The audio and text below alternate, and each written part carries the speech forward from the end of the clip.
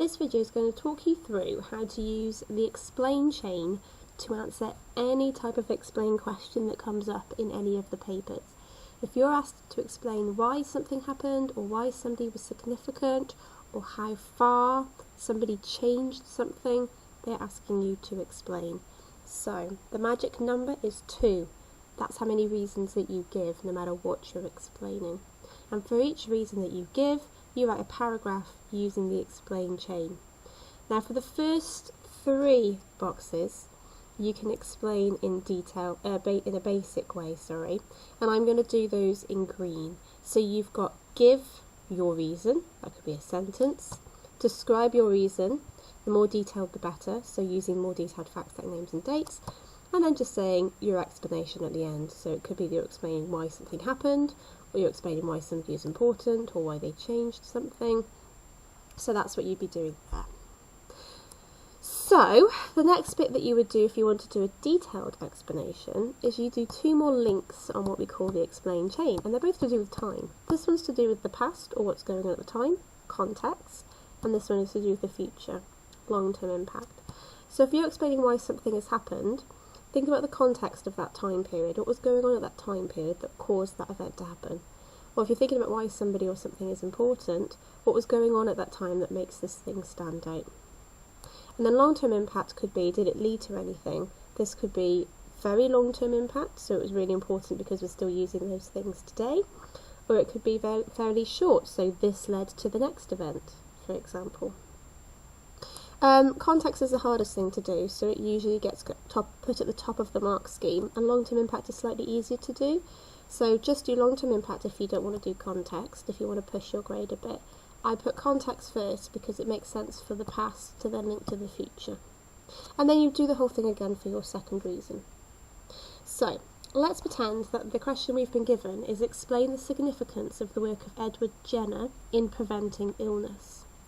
So what I do is I highlight the word explain, and then I highlight what I have to explain. It's the work of Edward Jenner in preventing illness.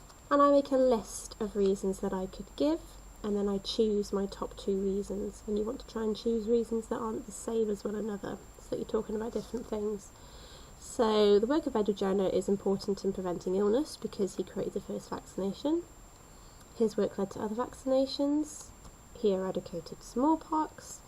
He changed people's attitudes to science, and he proved that experiments work. Those are the reasons I can think of why Edward Jenner is important. So I'm going to pick 2 that aren't very similar to one another. So he created the first vaccination, and he changed people's attitudes to science. So if you look down here, here's the paragraph that I've already written using the explain chain for my first reason, which was he created the first vaccination. So let's highlight the first 3 links in the chain so that we've done a basic explanation. So the work of Edward Jenner was significant in preventing illness as he created the first vaccination. That's the first link in my chain because I am naming the reason. So that's number 1. Link number 2 is I then have to describe that reason, trying to use detailed facts if I can. So my reason is he created the first vaccination. So let me describe him creating the first vaccination. During the 18th century, detailed fact, precise date is 796, Edward Jenner created a vaccine to prevent smallpox, name of disease. He did this by using the virus from cowpox, as he had observed anyone who caught cowpox did not catch smallpox. That's me giving a basic description using detailed facts of Edward Jenner creating the first vaccination. Link number 3 is your basic explanation, so I need to explain why this is significant, important. This is significant because it was the first time in England that using antibodies to prevent illness had been used and proven. So, if you're not feeling confident using the explain chain, this is what you need to do. Just these 3 links here. Give the reason, describe the reason, explain the reason. Always linking it to the question. Okay, I'm going to switch colours now so that you can see this is adding detail to your explanation. So we look at the context of the time, why does that make him important, and we look at if he had a long-term impact. So, at this time is always a good way of starting a context sentence. At this time, smallpox was commonplace a common disease that killed many people and left survivors blind or scarred. Jenner's work helped lower these cases. So make sure you're always linking it back to the question, so you're always saying why that makes him significant. Throughout this time, smallpox is common. This makes him important because he lowered the cases. They're not common anymore. That's the fourth link in the chain. Right, fifth link in the chain is long-term impact. A good starter sentence for long-term impact is this led to. So his work led to the eradication of smallpox in 1985 and the compulsory use of other vaccinations to prevent illness. For example, polio. So I'm using more detailed facts even when I'm giving my long-term impact, 1985, and I've given an example of a vaccination, polio. So to summarise, my reason is he created the first vaccination. I described him creating the first vaccination. This is important because it was the first time it was used to prevent illness. Context of this time is smallpox is common and left people blind. This means he's important because he lowers those cases. Long-term impact, he's important because this led to eradicating of smallpox and more vaccinations being used. So I hope you can see that this is adding detail to why he's important, but I'm always going back to the question, this makes him important because, this makes him important because. This is a more detailed explanation. So the second reason that I chose to talk about is his attitudes to science. So again, I would do the same thing. I'm not going to write a whole paragraph this time, I've literally just planned it out. Each link is a number in the chain. So my reason is he changed attitudes towards science. So I'd start my paragraph by saying, another reason Edward Jenner is important to preventing illness is he changed people's attitudes to science.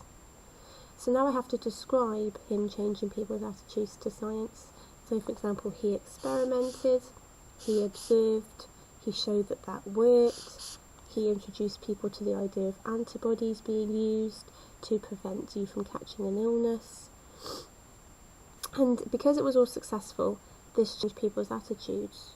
Why is this important? It means that he can make more discoveries. It means that his work is taken seriously because, again, people's attitudes to science have changed. Right, let's do a detailed explanation. So link 4, what's going on at this time? At this time, people are very anti-vaccination. You've got those famous cartoons of people thinking that they're going to grow cow hooves and stuff like that because it's a cowpox vaccination.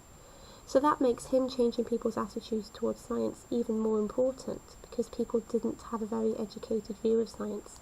They were afraid of things that were new.